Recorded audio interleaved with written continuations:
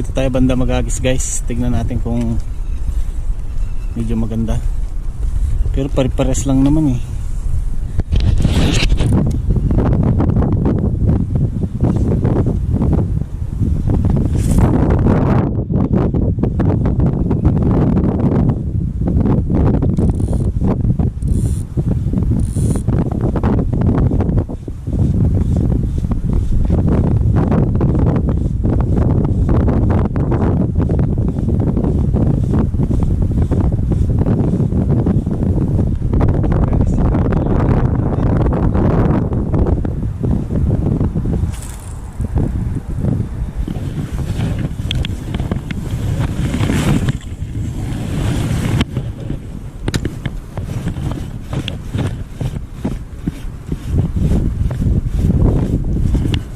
Yan pala ay pier, maliit na pier.